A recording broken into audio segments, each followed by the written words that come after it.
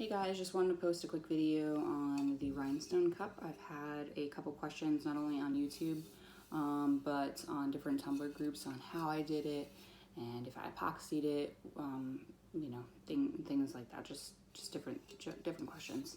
So this video is going to boil down on why I decided not to epoxy it, because originally I was going to, because I wanted that like extra like sealer to make sure that the rhinestones did not fall off. But so far I haven't had any fall off. It's been completely fine. I've been pretty rough with it. My kids dropped it, so there's that too. But anyway, quick recap on what I used to make this. I used the 32 plump, I believe it's called, from the Steel Magnolia. You can find their Facebook page on Facebook, and they, I believe, have a website as well. I think it is the Steel Magnolia company, like on Google. This, you can order it with a push top or a screw top, which basically looks exactly the same. The only difference is one you push in, the other one you screw. If you order the screw tops, I believe she sends you both. So you pay $1 more and you get both of them, both tops, so per cup. But anyway, things that I used to make this, I used also the glue.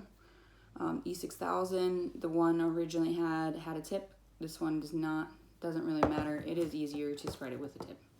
I use the wax pen, which isn't, a significant one or anything. It's pretty generic. It was easy. Didn't have to really mess with it too much. Then I use the 5 milliliters, 5 mm, or 20 SS gems. They are flat back, as you can see here. Excuse my nails, normally I do them myself, but I have not been feeling well at all. I found out unexpected, so morning sickness at its finest. But anyway, so it comes in a bag about this big. It says Sorrento Crafts on it. There are it says actually 1,440 pieces on this, or in this, not on it. These are actually like nail gems or rhinestones, whichever you want to call them. I keep calling them gems, so I'm going to go with that. But a lot of people use these to do their nails with. I have these ones too because I wasn't sure which ones I wanted to go with, but once I ordered these and saw how ridiculously tiny they were, I said, no way, I'm not spending 30 years making one cup. So I got the 5 milliliters. With this cup, as you can see, obviously it's fully covered. I did the bottom too. So the reason being is because I like to put my sticker on the bottom for 2 reasons. 1, nobody can steal my design and say, oh, this is mine. 2, it makes an easier way for the customer not to lose my business information. So on the bottom it has my, let's see if I can get that to focus a little bit better. Nope, whatever. So it says Life's Creations, that's my business name, and then it has my Facebook link at the bottom. It's splatter like graffiti. I really like graffiti, so yeah, I went with splatter on that one. And then like my normal text for my logo for like my car is like graffiti text. It's pretty cool looking to me anyway. It's readable, but it's I think it's pretty neat. So anyway, I wanted to explain the products that I used, or let you know what they were, and then mainly explain why I decided not to use the epoxy. So being that I had the sticker on the bottom, it had like this ring of the stainless steel. So let's just give you a quick look on what that would have looked like. So if I had my sticker here, I'll put it upside down so you could see, I would have had like all of this showing, and the rest of it like super gorgeous and beautiful. So I did not want that like random little tiny spot to be plain. I didn't want to spend the time to glitter that area or really do much to it. So I figured, I realized that if I placed the rhinestones on the bottom, it didn't create like a wobbly, let's see, can't really move that unless I'm like pushing it, but it is pretty sturdy. If you see, it doesn't wobble around, but anyway, it's perfect on the bottom.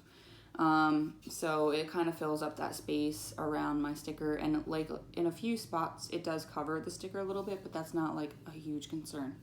So anyway, I did not want my sticker to be able to be peeled off, because then you would have that stainless steel, and we don't want that. I don't want that personally.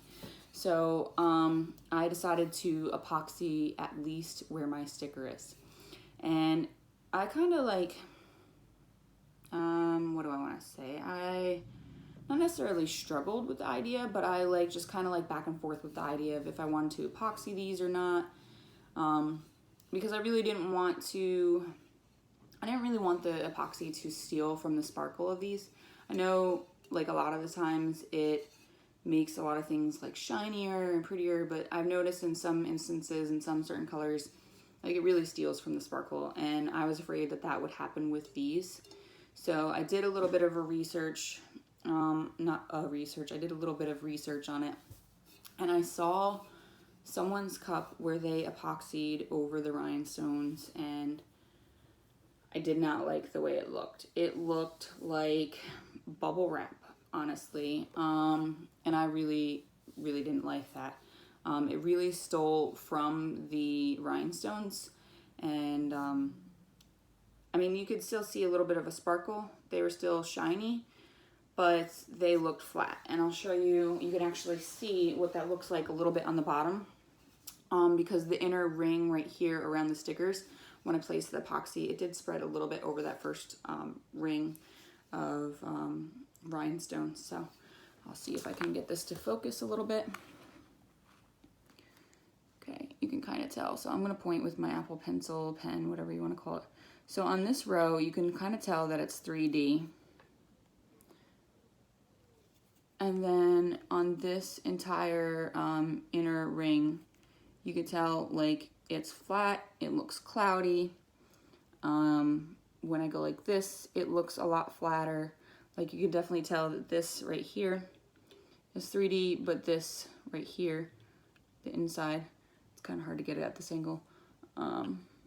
There we go. The inside is definitely flat.